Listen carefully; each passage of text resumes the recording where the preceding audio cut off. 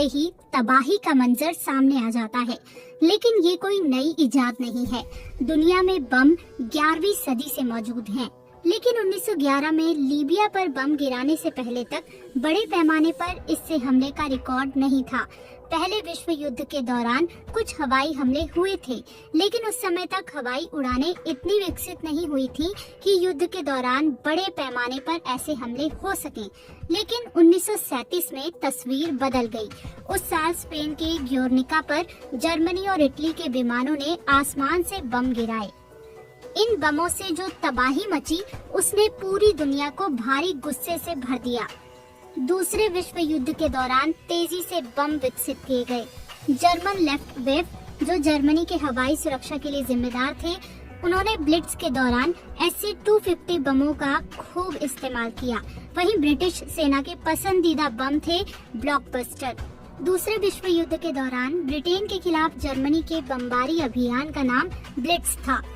दूसरे विश्व युद्ध के दौरान बॉम्बरट हैरिस के तौर पर चर्चा में आए British commander sir Arthur Harris का कहना है, कई लोग हैं जो कहते हैं कि बमबारी से आप कभी भी युद्ध नहीं जीत सकते, लेकिन ये भी सच है कि इस दावे को अभी तक आजमाया नहीं गया है। दरअसल बम दुश्मन को नुकसान पहुंचाने के सबसे कारगर हथियारों के तौर पर देखे जाते हैं। अकेले ब्लिट्ज के दौरान ही 29,000 टन बम गिराए गए थे। इनमें 43,500 लोग मारे गए थे। वहीं मित्र राष्ट्रों की बमबारी में जर्मनी के 80,000 लोगों की जान गई। बम किसी जगह की सूरत भी बदल देते हैं, या कह सकते हैं कि उसे बदसूरत कर देते हैं। बमबारी में ब्रिटेन का शहर कोवेंट्री चूर चूर हो गया था और जर्मनी का शहर ड्रेसडेन तो लगभग पूरी तरह जमींदोज हो गया था। 3 साल में इस शहर में 4,000 टन बम गिरा दिए गए थे। इस हमले में 25,000 लोग मारे गए थे। इनमें से अधिकतर महिलाएं और बच्चे थे। दूसरे विश्व युद्ध के दौरान ही अमेरिका, सोवियत रूस और जर्मनी के बीच परमाणु बम बनाने की होड़ पैदा हो गई। बम बनाना वैज्ञानिक प्रतिभा का चरम था, लेकिन इसके पीछे भारी विनाश भी छिपा था। परमाणु बम भारी तबाही मचा सकते हैं। जब अमेरिका ने 1945 में जापानी शहरों हिरोशिमा और नागासाकी पर परमाणु बम गिराया तो 1,20,000 लोग मारे गए थे। हजारों लोग रेडिएशन से मर गए। क्या इन भयावह बमों की वजह से दूसरा विश्व युद्ध खत्म हुआ? इस पर विवाद है, लेकिन इसमें कोई शक नहीं है कि परमाणु युद्ध के मंजर ने दुनिया को वर्षों तक खौफजदा किए रखा। परमाणु युद्ध की तबाही को देखते हुए परमाणु हथियारों के खिलाफ अभियान चले।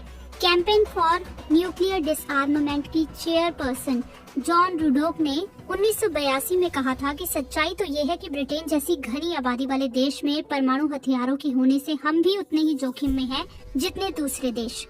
हालांकि 1945 के बाद से परमाणु हथियारों का इस्तेमाल नहीं हुआ है, लेकिन दुनिया भर में अब भी ये विकसित किए जा रहे हैं।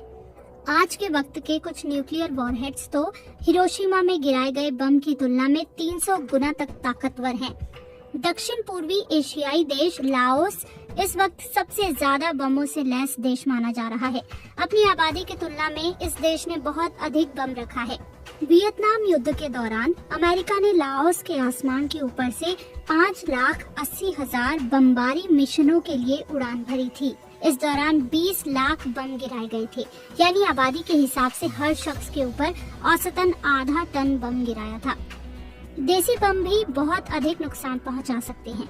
घरों में तैयार होने वाले इन बमों ने 1999 में सोहो और लंदन के दूसरे हिस्सों में भारी तबाही मचाई थी।